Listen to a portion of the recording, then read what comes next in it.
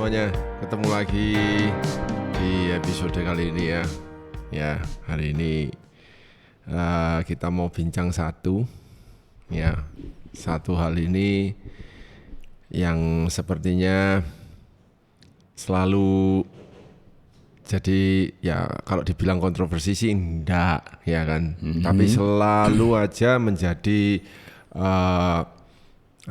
kegalauan ya, karena dalam mereka nanti membeli sepeda itu loh, baik sepeda baru atau sepeda N+1 ya kan, selalu pertanyaannya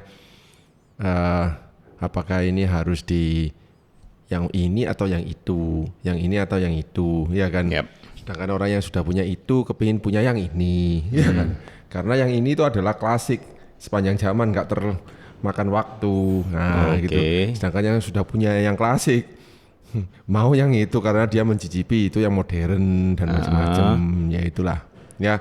Jadi topik ini sebetulnya topik yang kalau misalnya Anda jadikan perbincangan tiap kali tidak akan ada habisnya. Selama orang bersepeda tidak akan ada habisnya, yaitu rim brake dan disc brake ya. Karena pengereman Anda tahu sendiri kan, itu adalah padahal sesuatu ada satu yang lagi, apa? Tromol. Nah ini Ada satu lagi, apa? Doll trap. nah itu wes. Ya, ada satu lagi nih, Apa? sikil. Nah. Oh, bukan sikil itu. Itu namanya rim swallow. wes ya, tapi Rem jejak. makanya itu ya, saya sudah pernah membuat episode ini ya, juga sudah sejak lama dulu ya kan, tapi ya ini tahun 2025 loh, masih Januari ya kan. Bagaimana ya kan, sedangkan salah satu sepeda dari yang saya punya Labiar itu ya juga disc brake, bukan masih disc brake loh ya, akan disc brake selamanya. ya itu selama saya pakai ya dia nggak akan berubah jadi disc brake, sorry rim brake, dia nggak akan berubah dari jadi disc brake begitu saja, nggak mungkin. Saya bisa ngerubah. Tapi struktur kan beda. Forknya ganti. Oh, forknya, terus belakangnya Ya pancet. karena dilas ngono ya. Pangkon di. Oh, enggak bisa, kan karbon. Ya. Jadi sana di Alteco. Ya, makanya Alteco. Ya, anyway gini, dulu waktu zamannya masih pandemi di mana orang ngerush beli sepeda itu ya, Rick, ya. Saya pernah melihat bahwa ada frame Willier. Willier itu sepertinya dia itu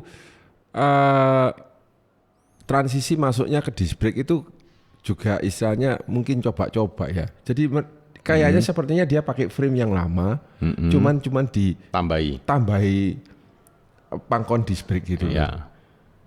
Nah itu saya melihat, loh ini kok setengah-setengah ya dia ya bikinnya.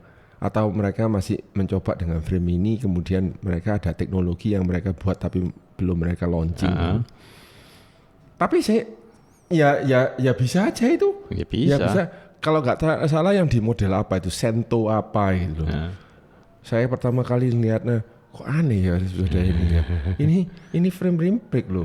Dari ciri-ciri kalau orang road bike zaman itu, Iya. orang road bike ngelihat road bike yang ada disc brake-nya. Wih, kok iso yo? Kok iso? Tapi kalau orang MTB yang lihat, walah ngono tok toh. Dihina ya, seperti dihina. Karena kita sudah pakai duluan. Iya. Gini aja, Rick, kamu kan yang lebih paham tentang semuanya itu, ya kan, apalagi berbekal dari kamu dari MTB dan segalanya, ya kan. Kenapa sih kok road bike ini tiba-tiba uang enak-enak rim brake loh? Kok berubah ke disc brake? Iya, kenapa begitu loh? Mau jawaban jujur? Oh iya, sembarang wes, jujur kena, bohong kena, dibuat-buat ya kan. Karena gini. Ya. Sebetulnya kalau dari sisi manufaktur ya, jadi ada beberapa sisi. Jadi kalau dari sisi manufaktur dan industri sepeda itu tujuannya untuk menggiring orang untuk membeli sesuatu yang baru, itu pasti. Oh, alah, itu kalau dari sisi manufaktur. Karena apa? Dulu mereka bikin piston, kan komponennya kan mirip, piston, dan piston. Nah, pistonnya untuk di kaliper itu kan sama punya MTB ya sama aja pistonnya. Itu terus karet-karetnya kan ya itu juga gitu. Bleed nipple-nya sama apa sama. Nah, kalau ini kita disc brake kan ya berarti kan manufaktur bisa memproduksi ini sesuai dengan kapasitas mesinnya yang luar biasa itu sehingga operating cost-nya kan turun. Dan juga pengembangannya kan juga lebih enak. Nah, itu kalau dari sisi manufaktur. Ya, kalau dari sisi marketing ya sama. Nih, tuku anyar. Nah, itu loh. Kalau rim brake tok ae gak payu-payu grup CT. Gitu ya. Iya. Itu pandangan saya. Nah, sekarang kalau kita dari sisi apalagi sekarang kita lihat dari sisi safety-nya. Kalau kita lihat dari safety-nya, disc brake memang lebih safe daripada rim brake. Oke. Karena apa? Disc brake itu sistemnya Itu universal ya? Ya. Itu pengakuan universal Semua. Jadi disc brake lebih aman daripada rim brake. Rim brake. Secara sistem. Secara sistem. Ya. Karena apa? Sistemnya dalam disc brake itu hidrolik. Ya, terlepas dari disc brake ada yang cable actuation. Ya, jadi kita enggak bahas sampai ke sana dulu. Kita akan bahas disc brake secara general. Jadi sistemnya itu adalah sistem tertutup. Sehingga ruang untuk pengereman itu atau ruang grip untuk rem itu lebih tertutup dibandingkan dengan rim brake. Kalau kita ngelihat rim brake begitu kena lembab atau basah, remnya sudah berubah. Lebih licin pasti. Nah, sedangkan ban itu kan rim yang dipakai itu kan sebagai rotornya itu kan rimnya itu. Nah, rim itu dengan kotoran-kotoran atau percikan-percikan air itu kan dekat. Lebih dekat kan, karena dibawa nempel ke aspalnya. Nah, itu menyebabkan kalau terkontaminasi air atau kelembapan yang luar biasa, itu menjadi lebih licin. Itu kalau dari sisi safety sistemnya. Nah, sedangkan kalau disc brake kan dia berada di center dari hub itu, berada di tengah kan. Otomatis dia lebih jauh dari kontaminasi dunia luar, air dan kotoran atau minyak itu dari luar jauh. Nah, juga rim brake itu kalau kita ngasih chain loop kan dia rim itu kan melewati rantai kan, yang dekatnya seat tube itu kan dilewati. Rantai kan lewat situ juga. Kadang ada yang pakai pelumas mungkin yang kurang bagus, yang daya rekatnya ke metalnya itu enggak bagus, ke rantai enggak bagus, bisa nyiprat-nyiprat kan. Nah, kalau udah nyiprat-nyiprat gitu bisa ngerem, enggak bisa ngerem. Jadi licin. Nah, itu. Kalau disc brake kan berada di sisi kiri. Enggak kena ya. Ya, dia jauh. Betul. Dari itu lebih jauh. Jadi resikonya lebih kecil, kecuali kalau memang diciprat-ciprati kan, meneh. Atau disemprot. Itu. Nah, terus kalau dari sisi penggunaannya, biaya penggunaannya lebih murah sebetulnya. Lebih murah disc brake. Dari segi apanya? Penggunaan. Jadi gini, kita beli brake pad berapa sih?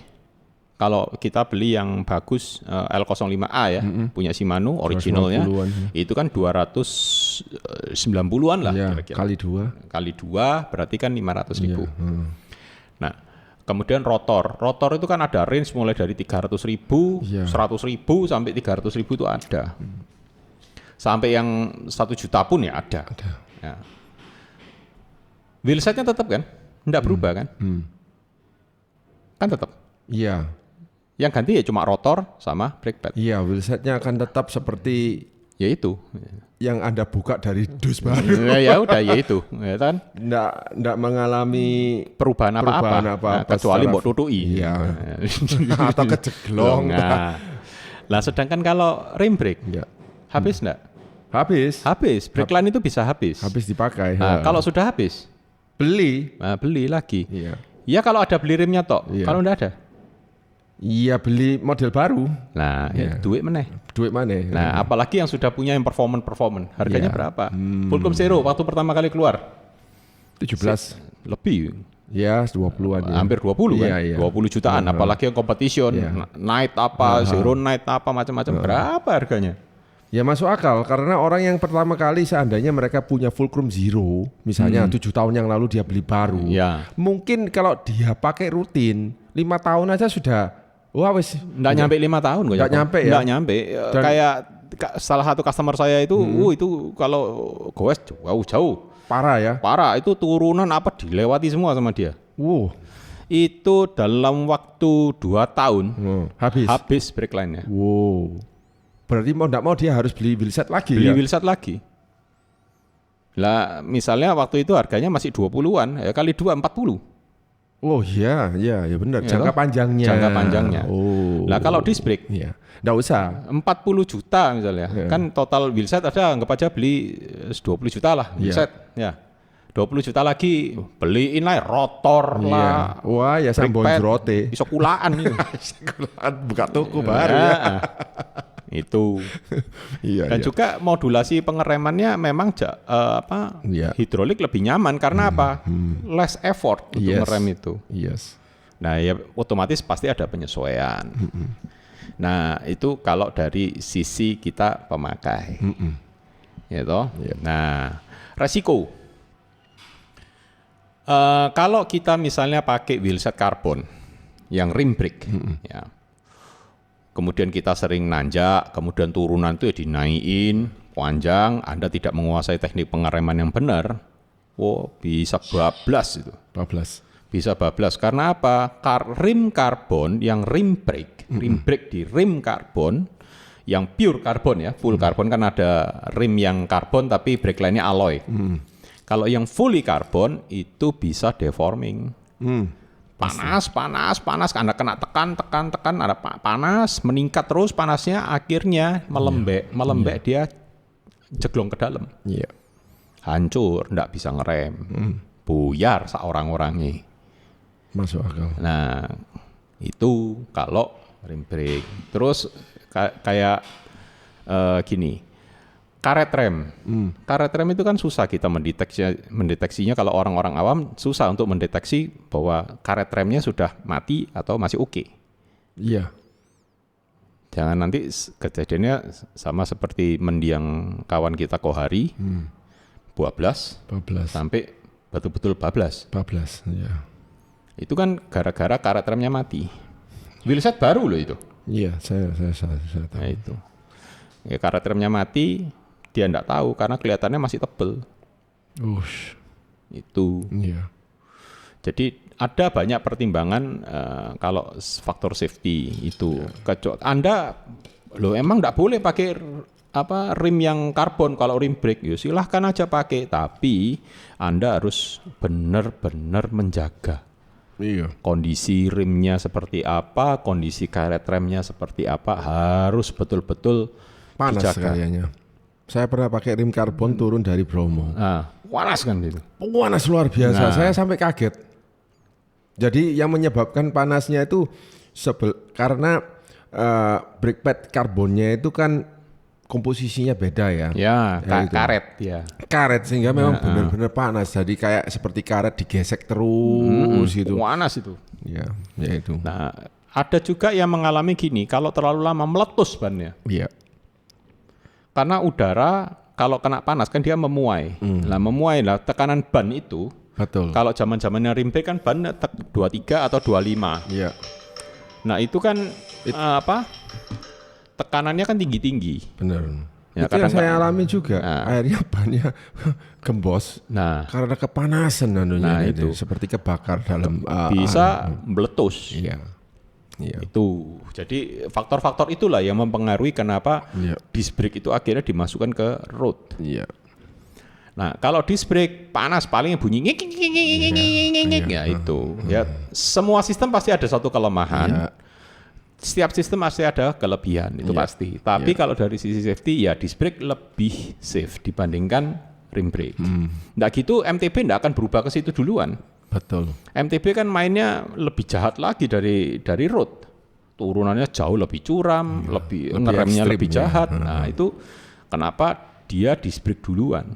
Mulai dari malah evolusinya dulu pertama kali sistem mountingnya IS. Iya. Kemudian post mount. Iya. Setelah post mount, udah bertahan di post mount terus. Iya. Nah, itu.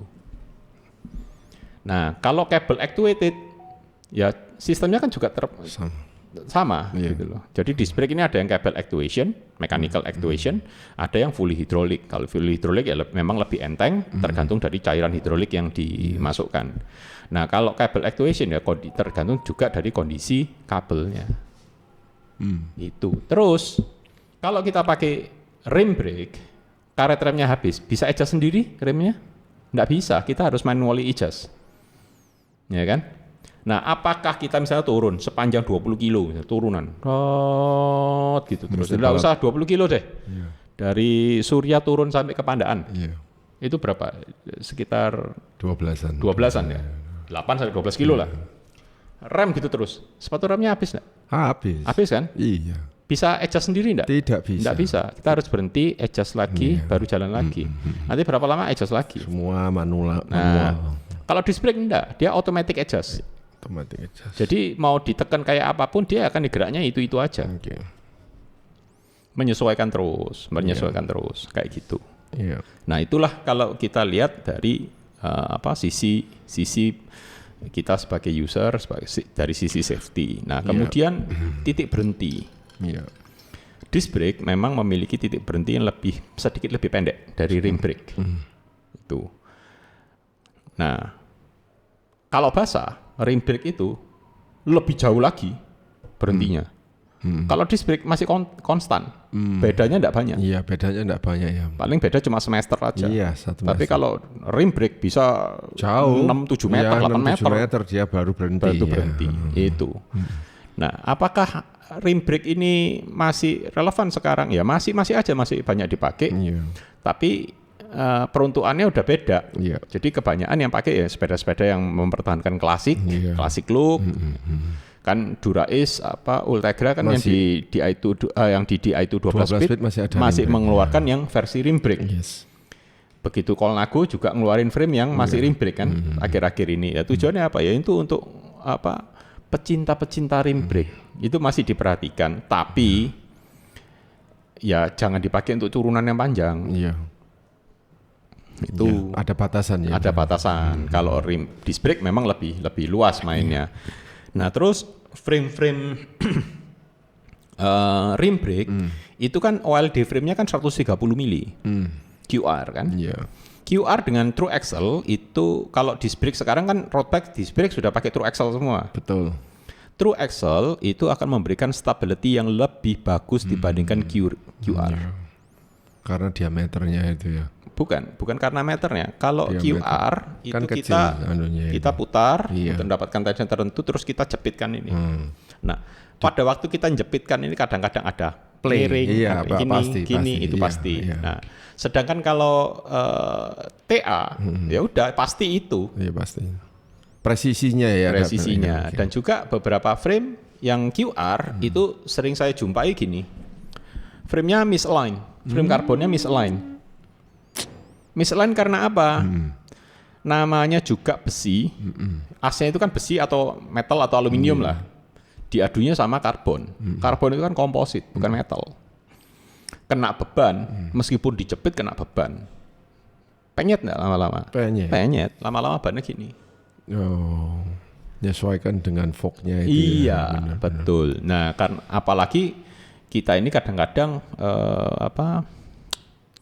tidak sensitif terhadap tekanan. Iya, cara. Jadi, waduh, towakan sampai saya sering kali ngelepas QR dari road bike itu sampai pakai bantuan kunci. Walala. Saking kerasnya. Begitu saya buka, berhasil saya periksa, frame-nya langsung dekok gini. Saya bilang, kamu terlalu keras ini. Tetapi kalau tidak dikerasi, dia sudah miring. Waduh. Jadi, iya. Nah, itu. Sedangkan kalau true axle, asnya kan gede. Iya. Dudukannya kan gede. Dan juga wheelset ini kan lubang ini dengan sini pasti dibuat line kan, gitu nggak bisa didrat. Dan juga di atasnya itu ada stoppernya. Jadi kita pasang whistle tak gini, masuk slek, kencengin selama torsinya betul. paling sekitar 10, ada yang 12. Iya. Ya udah, selesai. Dilepas balik lagi ya segitu juga. Saya kalau rim brake sebentar gini, sebentar gitu. Iya. Lebih stabil pemasangannya dan juga sifat frame-nya. Sifat frame ini kalau QR, ya rim brake kan QR. OLD-nya 130. Sedangkan kalau disc brake itu OLD-nya 142. Lebih lebar kan? Nah, semakin lebar as belakang itu, OLD semakin lebar, maka stability sepeda ini lebih bagus pada saat belok.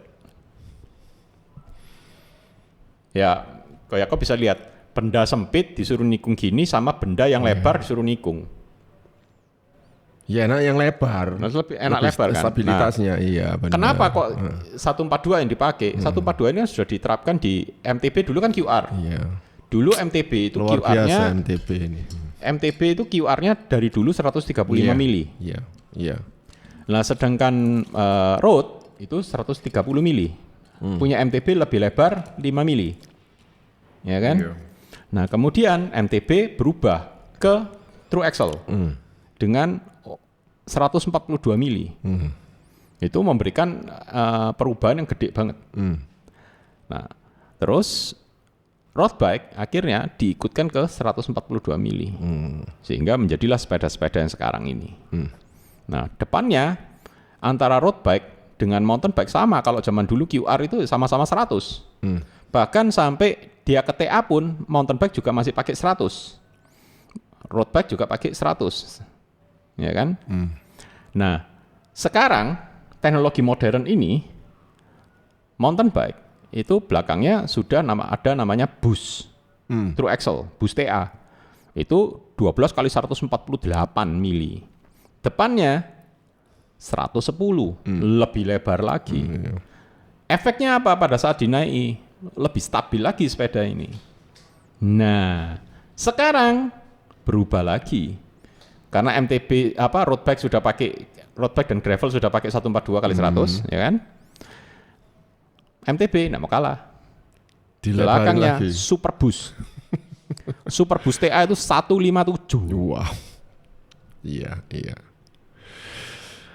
Akankah nanti road bike itu jadi selebar bus gitu, busnya MTB? Kalau saya lihat sih enggak. Kalau saya lihat sih enggak, karena peruntukannya memang enggak terlalu yang kayak apa. Yang saya curiga justru gravel. Gravel akan ke sana. Mungkin akan ke sana karena apa? Sekarang kok Yakob lihat bedanya gravel sama cross country hardtail itu apa sih? Hampir enggak ada. Hampir sehelai rambut separuhnya. Nah, kalau kita lihat di Scott ya. Iya. Scott Skill. Iya. Dia ngeluarin gravel tapi yang bentuknya persis plek-tiplek sama Skill. Nah, itu. Cuma beda fork depannya fully rigid. Iya. Ditulis Scott Gravel. Scott Gravel. Loh iki opo-opoan nih. Tapi frame-nya frame MTB persis. Iya, frame MTB dan ukuran-ukurannya MTB semua. Dari Skill ya. Nah, dari gara-gara ngeliat itu saya kepikiran. Masa Scottku tak rubah. Dirubah jadi apa? Gravel. Tinggal satu kok. Loh, sudah hampir itu. Di drop bar dan macam-macam. Enggak, tetap flat bar. Gravel itu kan ada dua, ada yang drop bar, ada yang flat bar. Benar, ya kan? Benar. Itu Scott saya hampir tak beliin fork rigid yang bus 15 kali 110. Untungnya nggak nemu. Untungnya nggak nemu, jadi kamu duitnya bisa disimpan ya. Akhirnya duitnya kemana? Beli Fox 32 factory. Karena kalau saya pakai akuntan tapi poros. ya inilah repotnya akuntan jadi mekanik gini.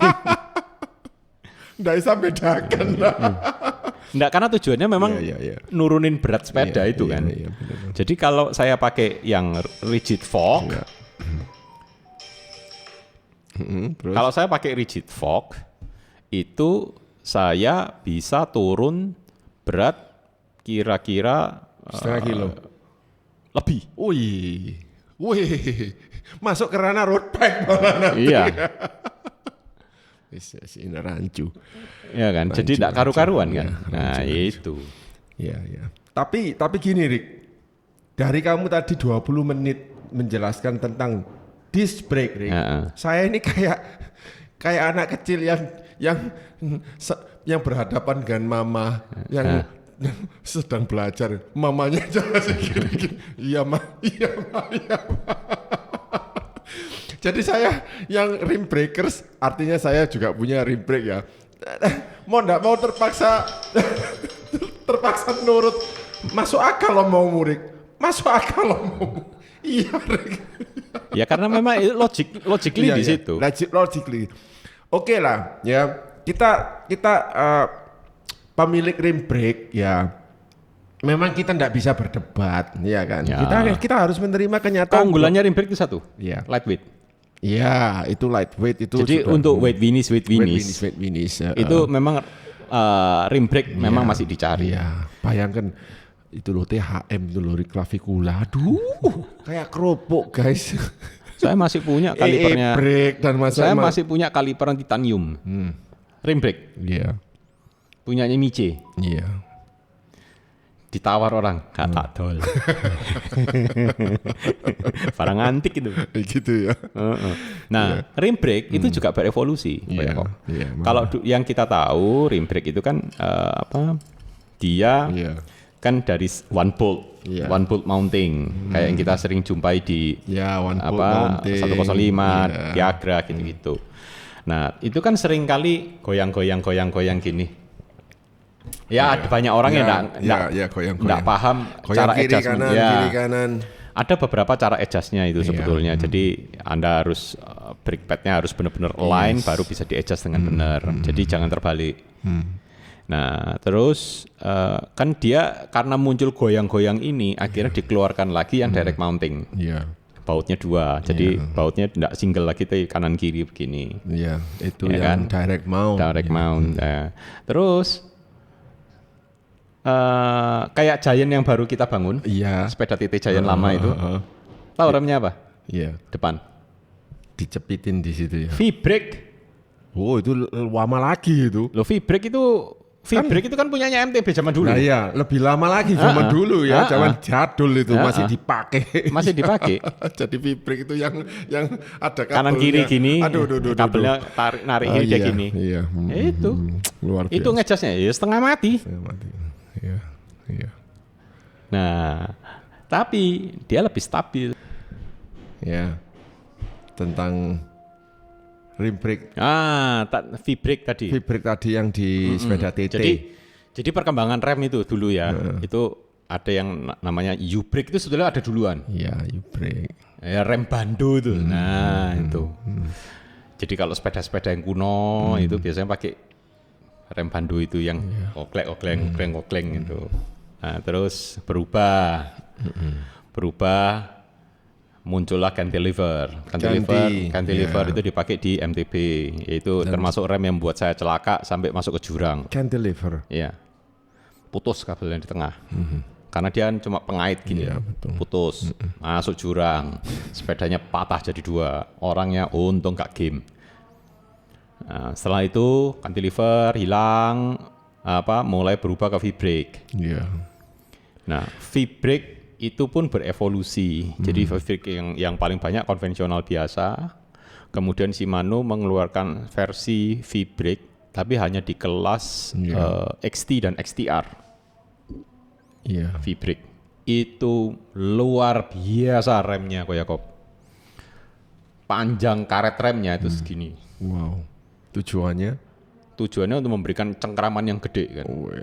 Terus dia bukan hanya lengan gini, tapi ada mechanical lagi yang memastikan bahwa karet rem ini akan menggepit rim ini dengan benar dan ringan. Miliknya merek siapa itu? Shimano. Terus? Itu. Tapi hanya di XT dan XTR. Itu munculnya di tahun 90-an. Ya itu ngesetnya enak, stabil. Tapi aneh ya Rick ya. Saya kan punya sepeda klasik Rick, steel bike. Yang memang cantilever. Saya pasang cantilever yang merek King Creek itu. Ketika saya pakai dari Surya turun, enak sekali itu. Saya nggak merasa ada. Saya bahkan merasa bahwa cantilever ini lebih enak daripada U-brake yang saya. Memang cantilever memiliki tekanan yang lebih kuat. Nah itu dia. Ya. Memang benar ya. Iya. Cantilever itu, walaupun itu sudah rasanya itu kan teknologi lama ya. Lama banget. Cuman saya merasakan. Masalahnya cari sepatu remnya setengah mati. Sepatu remnya itu. Nyetel sepatu remnya juga setengah mati. Itu saya sampai bosen nyetel rem. Bukannya itu. sepatu remnya itu tetap saya pakai Shimano, Rik? Ya Shimano, cuman model itu sudah tidak keluar. Waduh. Benar. Sudah tidak diproduksi lagi. Iya. Jadi adanya ya entah yang mereknya apa-apa saya tidak tahu, tapi yang pasti watosnya tidak karena kok watu. Iya. Iya itu. Ya, klaim saya kan masih cantilever semua. Saya terakhir ini malah istilahnya ya dikejutkan lagi dengan apa ya, cantilever klasik itu yang waduh indah-indah, desainnya indah-indah.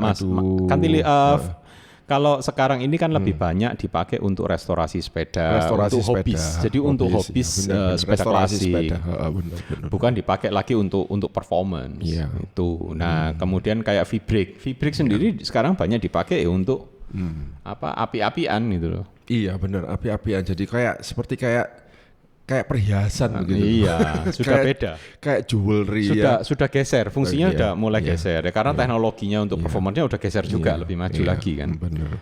Kayak kemarin itu yang saya bikin episode dengan Wirawan, dia memakai Bridgestone-nya yang MB1 itu kan MB1 ya kan itu ya kan. Terus saya lihat cantilever-nya dan macam-macam ya. Jadi akhirnya saya punya kesimpulan nantinya orang-orang yang pakai V-brake itu adalah orang-orang yang ya wis itu. Orang hobis, benar. Dia orang hobis yang benar-benar ingin mempercantik sepedanya. Ingin mempertahankan originalitas sepedanya. Sehingga mungkin frame-nya dia dapat yang lama, ya kan, terus dia restorasi, entah repaint, entah apa, pokoknya kromulinya itu dipertahankan. Parts-nya dia akan cari yang seindah mungkin. Pasti. Ya itu yang warna-warni, yang warna chrome atau warna apa yang bagus-bagus. Nah begitu juga dengan rim brake juga mengarah ke sana. Suatu saat, wah itu akan muncul 105 itu chrome. Iya makanya itu. Digrafir. Iya. Luar biasa. Ya zamannya bergerak, teknologi juga bergerak. Jadi lambat laun memang kita pun juga akan mengarah ke sana gitu loh. Cepat atau lambat itu aja, tergantung kita mau atau enggak. Ya dengarkan ya guys yang rim breakers ya. Salam goodbye, pelan-pelan. Oh belum tentu. Belum tentu. Rim brake itu tetap ada kok ya kok. Cuman mungkin optionnya tidak akan sebanyak dulu. Betul. Kalau dulu kita mau cari rim itu mau kayak apa aja ada untuk rim brake. Nyari disc brake yang setengah mati. Iya. Kalau sekarang, kalau sekarang nyari rim brake setengah mampus, pilihannya terbatas. Tapi nyari disc brake banyak. Untungnya ada Strummer yang juga masih tetap memakai dia masih mengakomodasi itu. Rim brake ya sehingga ada Falcon 30, terus ada beberapa line-up-nya. Kemarin TGX saja ada Ong yang baru membeli hanya untuk TGX dan dipakai. Ya, itu super karbon. Aeroflow R35. Ya, Aeroflow R itu R rim brake ya. Ya, kembali lagi tergantung Anda. Kalau misalnya saya sih, kenapa kok Lapierre saya yang rim brake saya pertahankan itu karena benar-benar low cost, Rick. Ya. Jangka panjangnya itu ya low cost karena saya tidak perlu memikirkan apa-apa sudahan, ya kan. Saya hanya taruh maintenance pun ya tidak sering-sering karena rim brake apanya yang perlu di-maintain jelimet. Paling kalau brake padnya habis ya sudah. Enggak, karet rem harus dibersihkan. Ya makanya kalau misalnya karet rem itu ya waktu nyuci pasti ikut kecuci.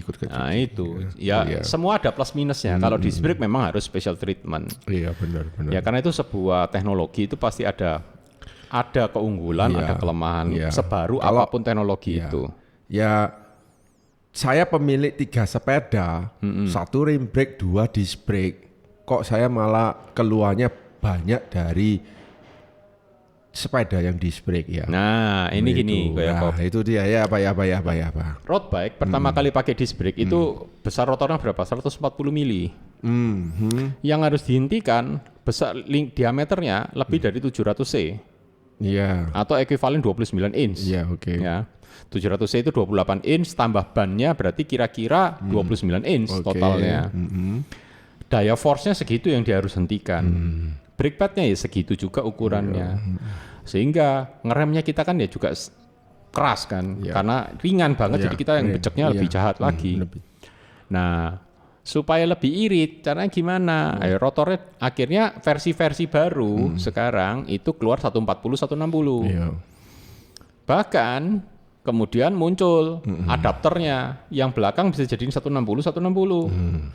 Bahkan beberapa manufaktur itu mengeluarkan bracket atau adapter untuk 160 depan 180. Boleh. Iya.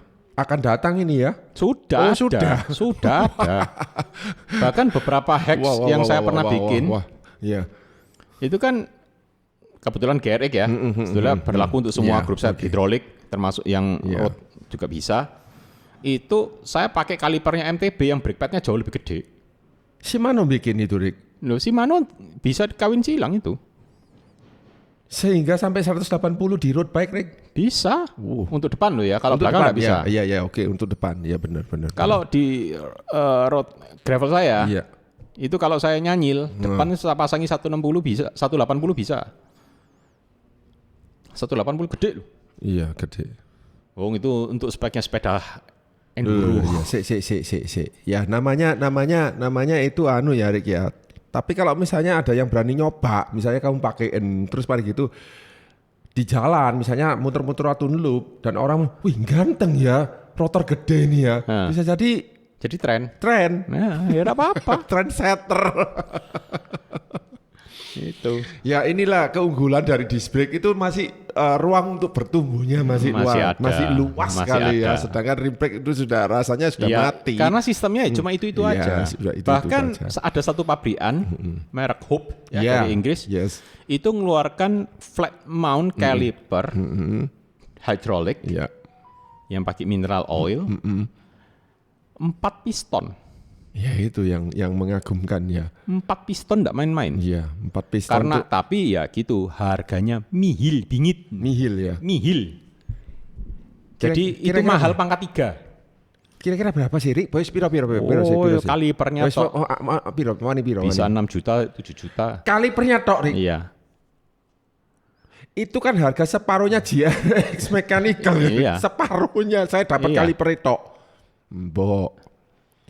Nah, efeknya apa kalau karena itu efeknya ya brakingnya lebih enak, lebih santai, kemudian modulationnya jauh lebih bagus.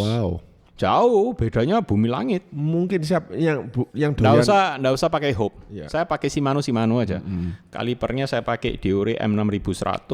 Saya perintah pakai GRX. Padahal GRX saya cuma seri GRX 600. Ya toh, itu kan seri low end-nya 11 speed untuk GRX. Saya kasih kalipernya Deore 6100, enak ngeremnya. Beda. Ngeremnya lebih santai saya, modulationnya jauh lebih dapat.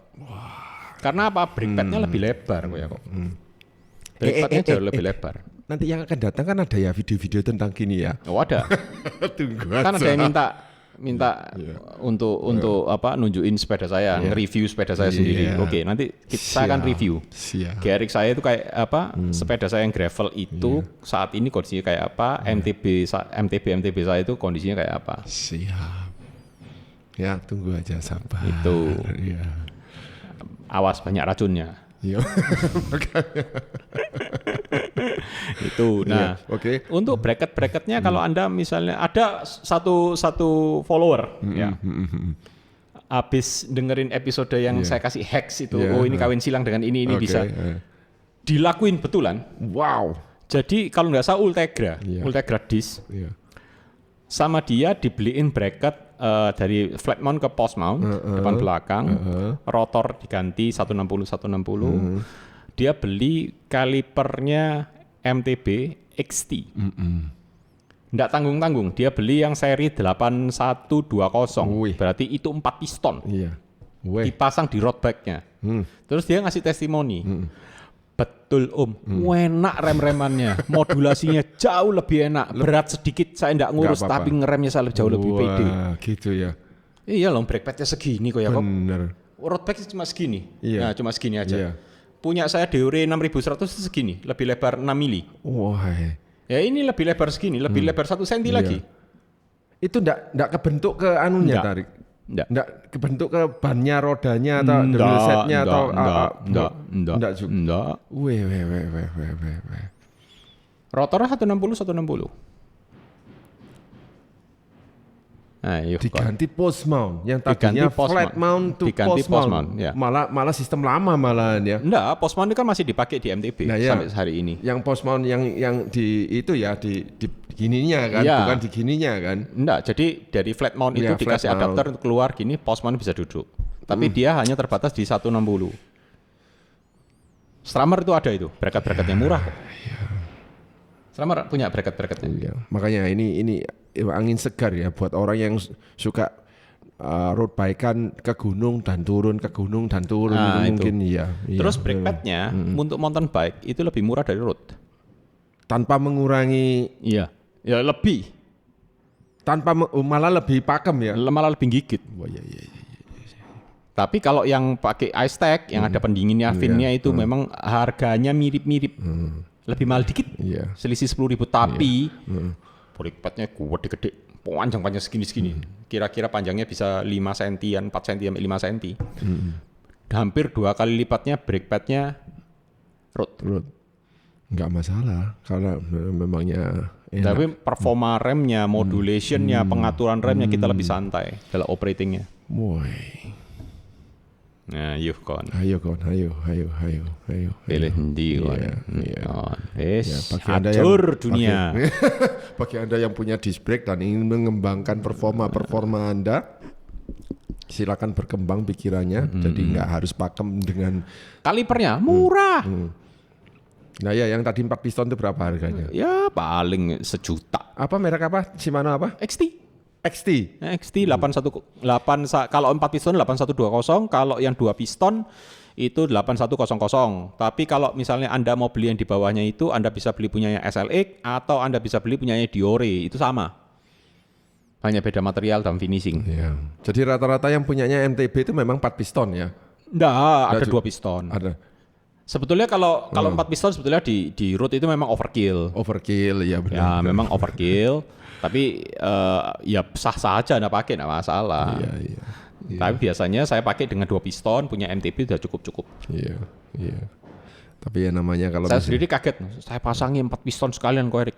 Hah? Wah, speedmu itu piro sih kalau turun sampai butuh 4 piston? Ya mungkin dia turunnya 90 km per jam. Iya. Sepedanya sih bisa mandek, Rick. Nanti orang yang jungkil kelempar ke depan. Tapi ya enggak apa-apa, namanya ada ruangan untuk untuk bereksperimen ya silakan gitu aja. Itu sih. Nah, kalau kalau di rim brake itu yang mempengaruhi performa rim brake itu adalah karet rem, kelenturan karet rem, kemudian kondisi kabel. Iya. Nah, sedangkan kondisi kabel ini yang paling kita harus sering rawat. Itu yang saya alami juga, jangan sampai kabelnya korosi itu atau apa bisa putus di tengah atau apalagi mati. Nah, kalau hidrolik itu biasanya 1 kali install yaitu.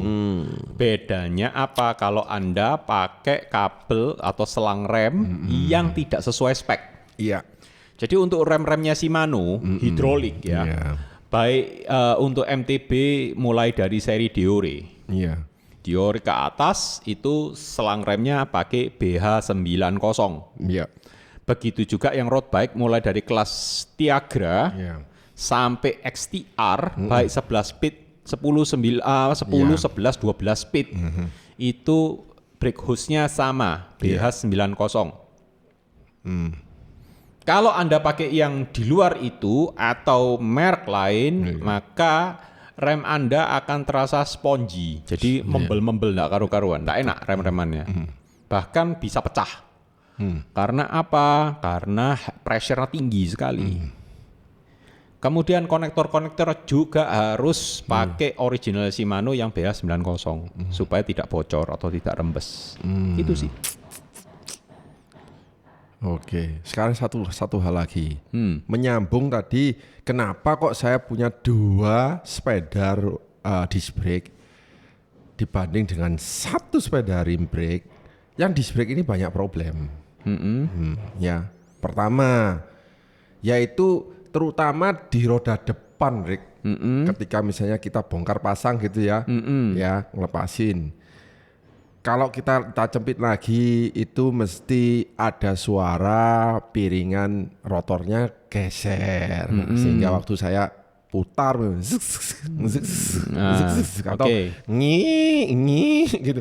Terus belum lagi di 3T saya, kamu tahu sendiri problemnya apa, ndak align sudahan, sehingga saya sudah pasang benar-benar sudah kokoh, cuman saya jalanin di dia ya memang itu. Kalau waktu jalan dengan speed nggak apa-apa sih, nggak masalah kalau, tapi kan ya itu kan meresahkan gitu loh, artinya iki kok gak iso, kok gak silent rim brake kursi gitu. Ya itulah fatigue.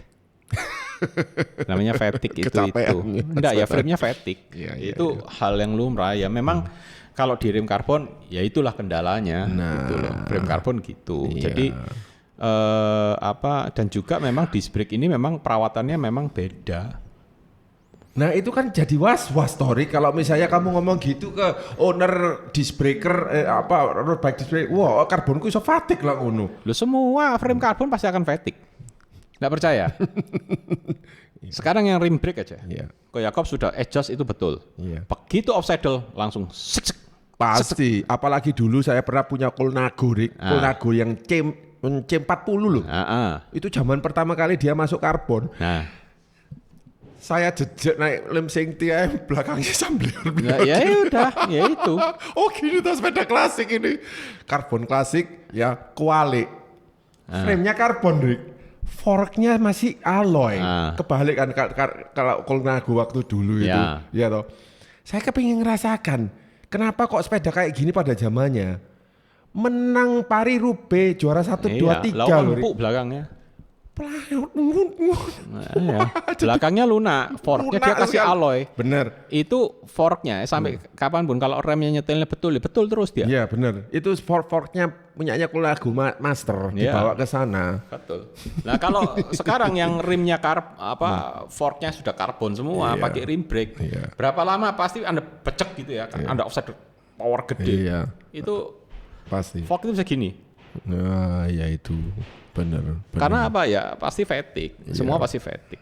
Iya, sehingga waktu itu kamu lagi nyari itu paktul yang seri apa itu untuk facing itu. Untuk facing itu. Nah, cuma facing itu juga ada batasnya, enggak bisa terus. Lama-lama habis sudah enggak bisa. Habis, enggak bisa dikembalikan itu, Rick. Iya kan? Mahal itu alatnya. 9-10 juta. Hanya untuk itu belum mata diamondnya. Iya, mata diamond. Mata diamondnya 1-3 juta. Ya mungkin kamu bisa jelaskan sih facing itu apa sih di pangkonnya. Jadi facing itu tujuannya adalah untuk mengalign agar kaliper ini duduknya sempurna 90 derajat terhadap true axle-nya sehingga rotor itu betul-betul berada lurus gini geraknya. Krik. Kamu bicara kayak gini loh, kalau memang ada viewer yang dengarkan di post, Rick, di playback mana, di post lagi, di playback, wih berarti aku harus benar-benar ngecek karbon frame-ku loh. Iya. Tak golang ya, ngecek no apakah punya aku ini fatigue apa enggak. Ruwet. Awas Rick, mari cepol aku pintune, kasih melbu. Perhatikan lo guys, beneran. Karena apa? Memang kita menjumpai problem itu ya, menjumpai. Kalau enggak buat apa dia misalnya mau nyari tools itu ya. Saya sampai harus inden setahun. Iya, setahun itu indennya. Aduh. Kita minta tolong sama IBB aja. IBB juga nyarikan kok, Rick. Iya, karena itu. Dia ambil action memang ya. Saya syukuran ada yang percaya dan ambil action gitu. Ya, jadi Anda cari tools itu di seluruh Indonesia nggak ada. Saya sudah tanya suppliernya, maaf ini memangnya dari Paktunya kalau Anda mau mau order 1 tahun, gila. Karena banget. untuk menggunakan tools itu memang harus tahu spek betul, Ya, spek.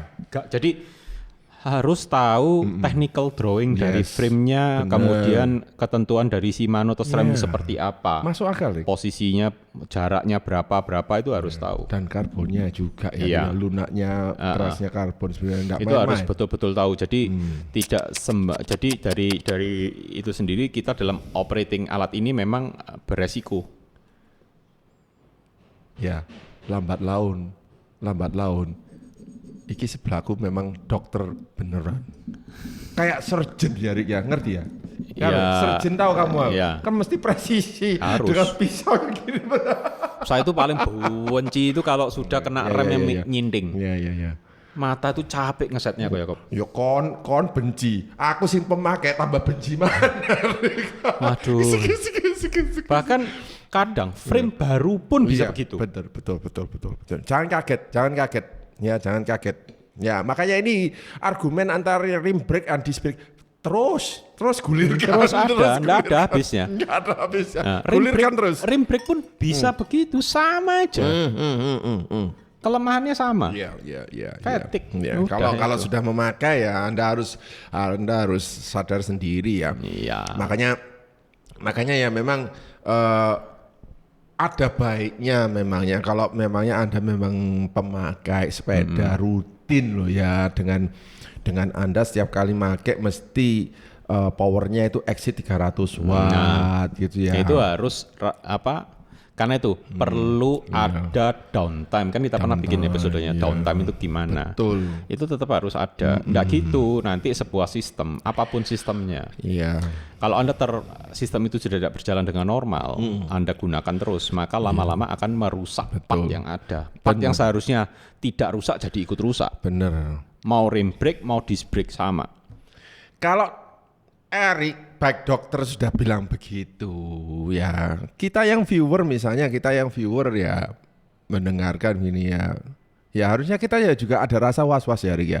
Sekarang bayangkan aja misalnya kalau ada orang tiba-tiba timbul perasaan begini. Aku mau nambah sepeda. Misalnya N1, tapi N1-nya bekas, Erik. Hanya karena misalnya itu kan saya pernah cerita ya kan. Bahwa ini teman saya ini, sudah enak-enak punya Dogma F misalnya, ya kan. Terus tiba-tiba ngelirik ada F12, Rick, yang satu generasi sebelumnya, gitu loh. Terus mari gitu hanya karena catnya memang api memangnya gitu. Oke. Nah terus saya bilang, loh, karena ya saya bilang sama dia, loh, kamu itu loh pakai Dogma F sudah performamu seperti itu. Lah kok kamu nyari sesuatu yang lebih rendah, misalnya satu teknologi yang lama. Sudah teknologi lebih lama begitu. Nah itu bukan soal uang atau apa ya, Rick ya. Tapi gini, kan ada harusnya kita yang lebih ngerti, kan ngasih advice ke mereka, ya.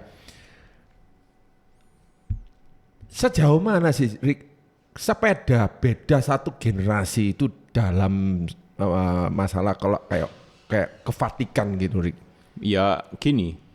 Ya fatigue kan? Ndaknya itu bisa tergantung mungkin ini dari bisa pemakaian. dijadikan satu episode baru. Dari pemakaian. Ini intro dulu. Bisa dari pemakaian, bisa dari usia, macam-macam. Cara penyimpanan. Dari bincang-bincang kita rim brake, disc brake aja akhirnya ketemuan apa? Masalah-masalah dari disc brake itu gitu. Banyak. Apalagi beda satu generasi, beda dua generasi. Yang pasti kalau beda satu generasi itu dalam setiap generasi itu pasti ada satu lompatan teknologi. Lompatan teknologi. Ya kan? contoh nyata lah, yang paling gampang ya masih kita fresh banget, yaitu Pinarello Dogma F 2024. 2024 loh ya. Dengan Pinarello Dogma F 2025. Beda jauh enggak? Jauh, Rick. Nah, udah. Jauh. Frame-nya beda enggak? Apanya? Frame-nya desainnya beda kan? Beda. Aerodinamiknya beda kan? Beda. Stiffness beda. Iya. Nah, udah. Itu satu generasi loh itu. Perbaikan improvementnya banyak. Banyak. Apalagi lompat 2 generasi. Iya, lompat. Nggak usah gitu. MTB saya aja lah. Iya. Saya beli 2022. 2023 saya beli itu. untuk versi 2022. Nggak taunya ada sudah yang baru. Nggak lama Ko Hendry telepon. Erik, ini ada sing 2023. Selisih 4 juta nggak mau. Itu kemana, Rik? Terus saya tanya, Ko, ini tak cancel apa sing 2022 tak cancel. Aku langsung datang ke 2023 isa. Wah ya enggak isa, Rik. Ya sudah. Sepedamu sudah perjalanan. Ya wis itulah. Selisih 4 juta. Ya. Tapi lompatan teknologinya jauh. Ya, lompatan teknologi. Nah, kalau selisihnya cuma setahun, enggak apa-apa. Karena apa? Biasanya cuma beda warna. Iya. Itu aja sih. Iya.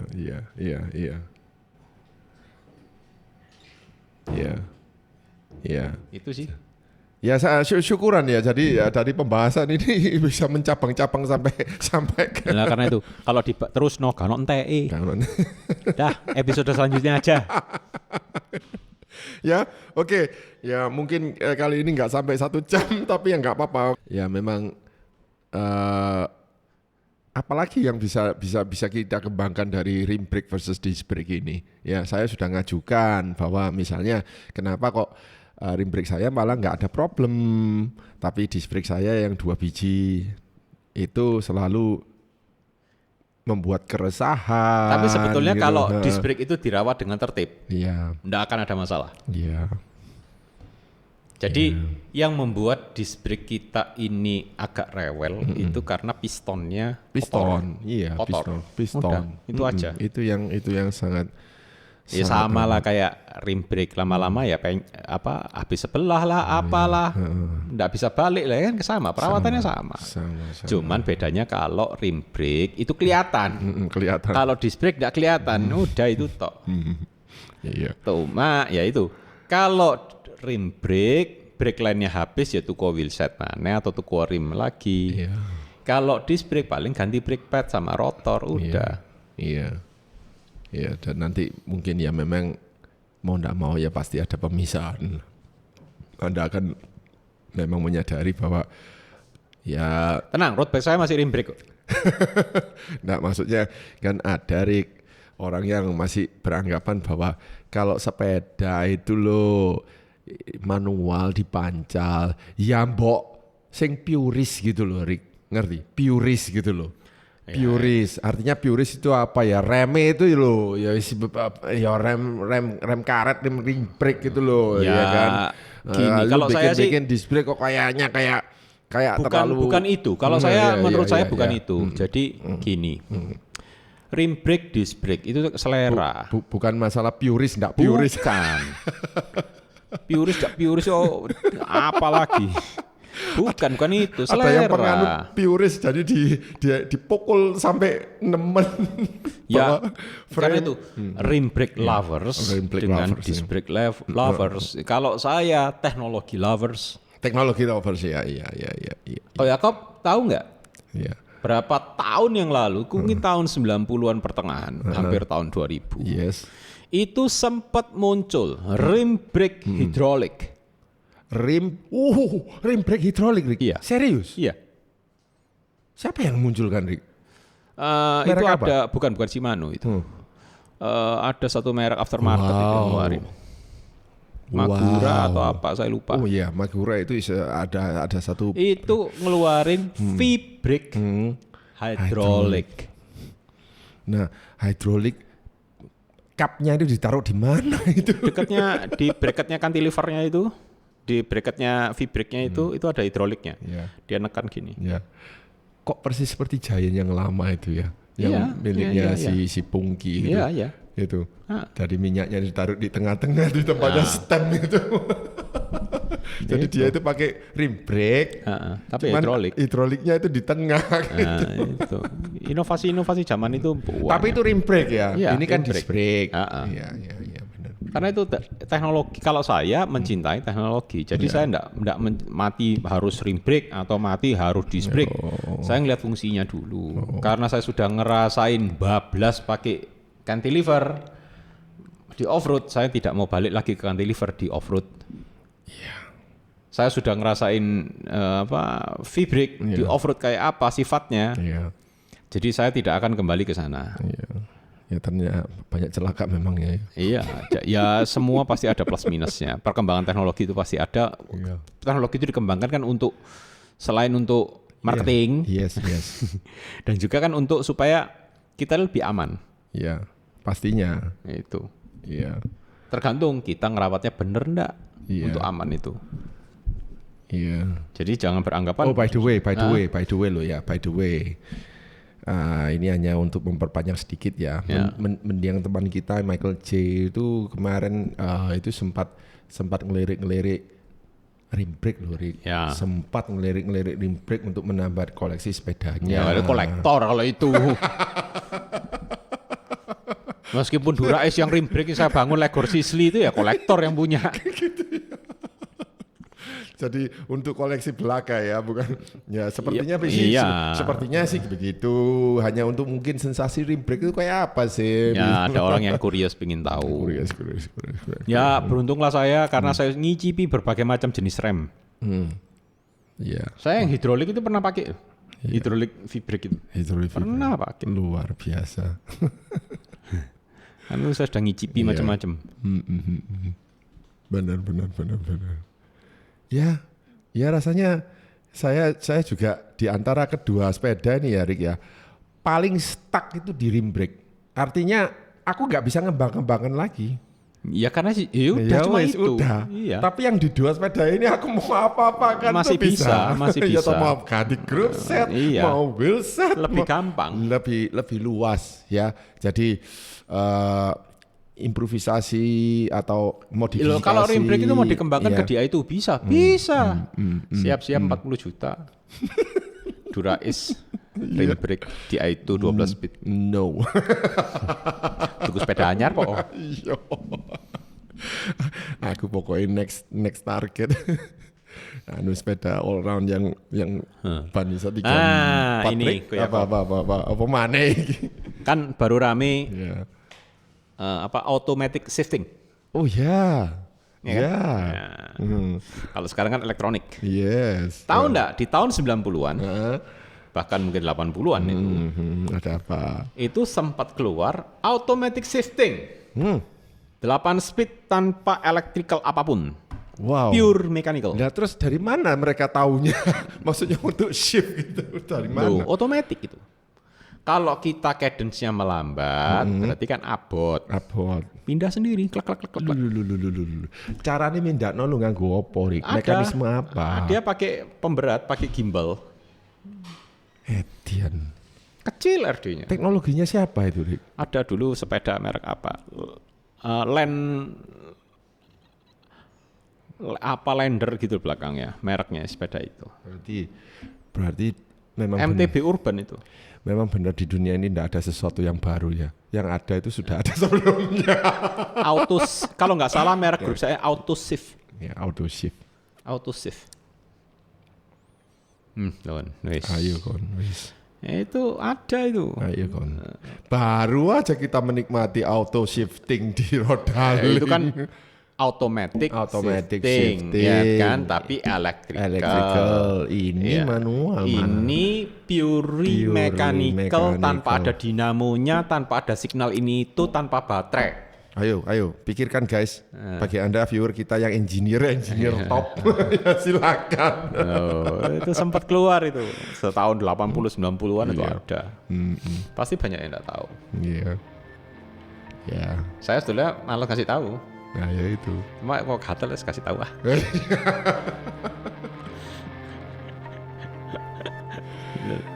Oke Rick. Itu. Ya. Ini kalau diterusin jadi 4-5 episode ini. 5 episode kita harus mandek sungguhan. Tenggorokanmu enggak seri. Kamu enggak minum. Enggak, kerjaanku enggak mari-mari. Oke, thank you. Ya, sampai ketemu di episode selanjutnya. Terima kasih. Ada itu kayak lihat tuh. Auto shift.